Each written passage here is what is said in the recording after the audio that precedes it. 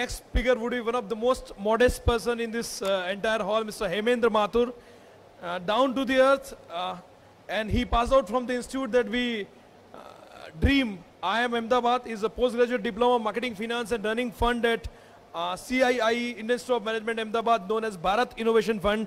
Please welcome Hemendra. Please, we are very eager to listen to you. Thank you. Thanks for the kind introduction. I don't think I deserve it. So we have heard Professor Mani, Manisha, Sudarshan, Taylor. I think they have said a lot of interesting things, and I don't want to repeat that. I see a lot of young people sitting in the crowd. So whatever I want to share, I want to focus my talk on the young guys who want to build their career or who want to be entrepreneurs in the agri-tech space. So let me share some of my experiences and some of the thoughts for you to think about after this session is over. So as far as agri-tech is concerned, I can tell you this is a very sort of a recent phenomena. If you look at India's history, which has been an agrarian economy for ages. But if you look at agri-tech particularly, this thing has actually taken birth, let's say, in 2010, 2011. I've been investing in this sector for last 10 years, and I can tell you, way back in 2010, I could count all agri-tech entrepreneurs on my fingertip. They were probably 25 to 30 odd entrepreneurs.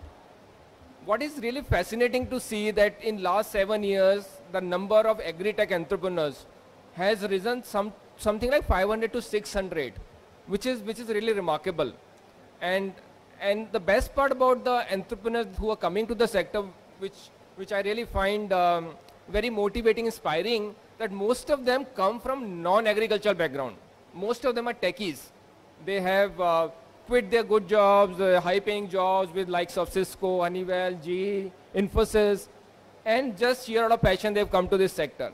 What they bring to the sector is the process orientation and the application of various technologies which they have done in some other sectors. So they probably lack in agriculture domain knowledge, but when it comes to application, they're pretty good at that.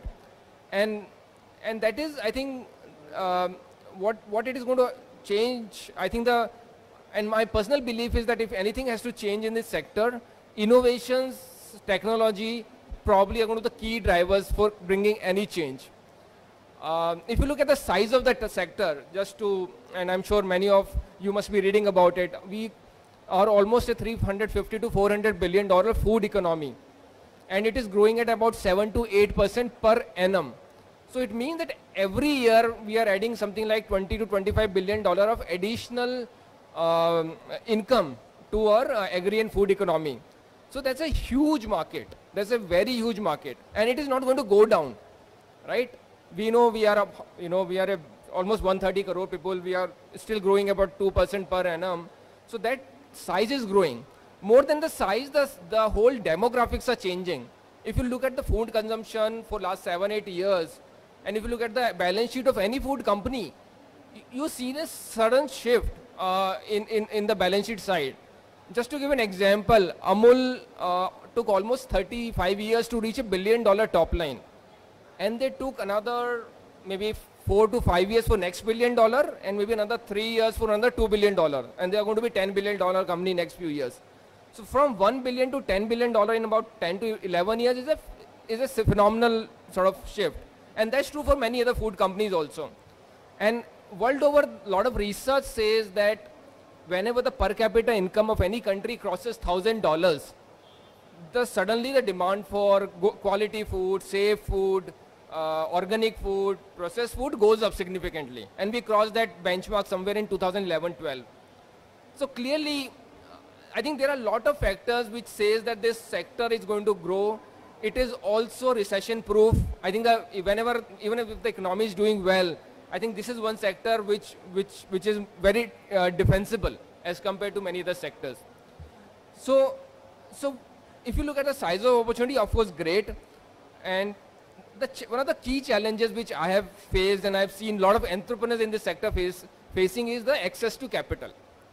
And one of the reasons that it is not, you see billions of dollars going in the consumer internet, in a lot of models which are consumer centric, even the front end of food supply chain, likes of Swiggy's, Zomato's, Food Pandas, and a lot of food brands, they end up getting large checks, $200 million, $500 million checks.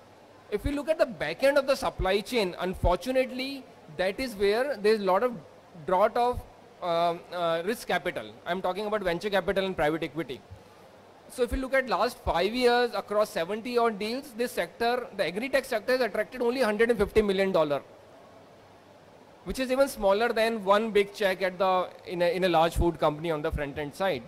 So clearly, investors, I think, have a challenge in terms of understanding of this sector. Many of them find it risky because of a lot of policy interventions. They see that there are so many farmers, which is the ultimate customer for all of these innovations, whether they are willing to pay, whether they're willing to adopt. So there are many such perception in the mind of investors. Having said that, this is one sector where you can build sustainable business models.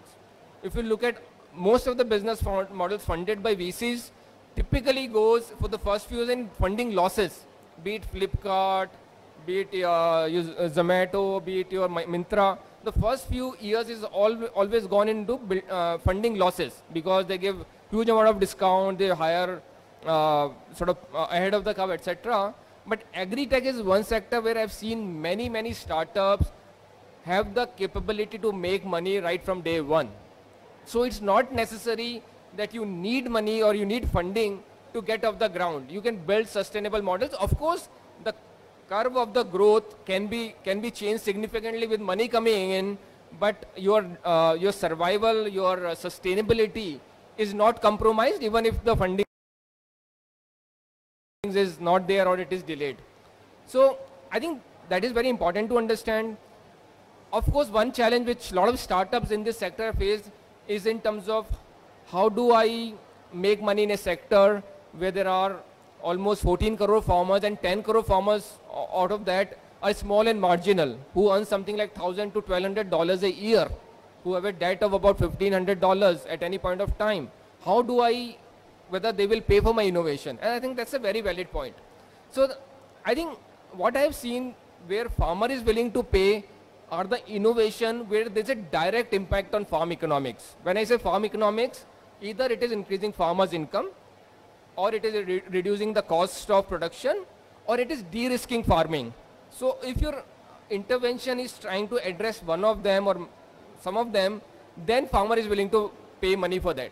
You'll be surprised, a significant part of India's arable land, almost 40%, gets harvested by big harvesters. Farmers don't own it, they rent it. But the cost of renting a harvester is much lesser than using labor to harvest the field. So farmers are willing to pay, they're willing to adopt new things, but they need to see direct impact on their economics, because if they adopt something new, it goes wrong, they will probably be not there for the next season. So focus on solution which farmer can adopt, and he can see the economics right there. If it is not right there, if it is going to come in next few months or after few crop cycles, then the path to scale is not direct to farmer, it is direct to businesses and direct to government. I think that is also a sort of a good route to adopt when you don't have a reach to hundreds and thousands of farmers. You sell to corporates who in turn can sell to farmers. When I say corporates, these are typically agri-input companies in fertilizers, in pesticides, in seeds, farm implements, or food processing companies, or the retailers who are buying from farmers.